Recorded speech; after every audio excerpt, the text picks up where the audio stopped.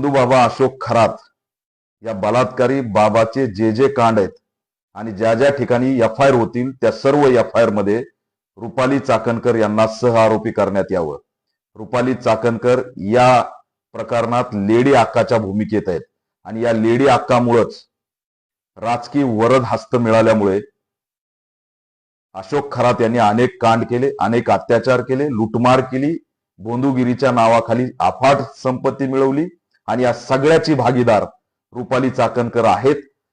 गोल गोल भूमिका आणि clean chit देण्याची जर भूमिका पक्ष आणि राज्य सरकारने घेतली तर याचे परिणाम राज्यभर दिसल्याशिवाय राहणार नाही.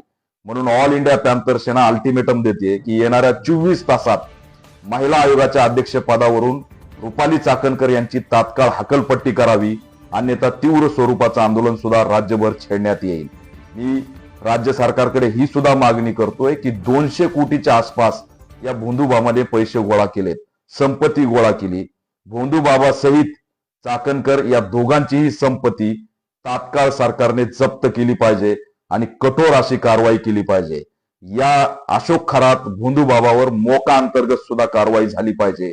मी दुर्दैवाने नाशिक एसपींना विचारतो की इतर प्रकरणामध्ये त्या ठिकाणी हातपाये बांधून लंगडत लंगडत नाशिक जिल्हा बाले किल्ला म्हणत तुम्ही व्हिडिओ व्हायरल केले. अशोक खरात याचा व्हिडिओ नाशिक जिल्हा कायद्याचा बाले किल्ला असा म्हणणारा का व्हायरल झाला नाही हा प्रश्न सुद्धा मी पोलिसांना विचारतो. म्हणून एवढ्या वर्ष पोलिसांच्या नाकाखाली हा गोरखधंदा सुरू होता.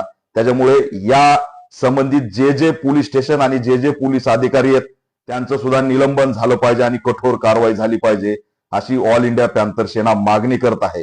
येणाऱ्या 24 तासात रुपाली चाकणकर यांचा राजीनामा घेतला पाहिजे आणि या लेडी अक्का नावाची जी भूमिका आहे जेफ्री बाबा इपिस्टिन फाईल ही महाराष्ट्रापुढे आली पाहिजे अशी सुद्धा मागणी आम्ही राज्य सरकारकडे करत आहोत.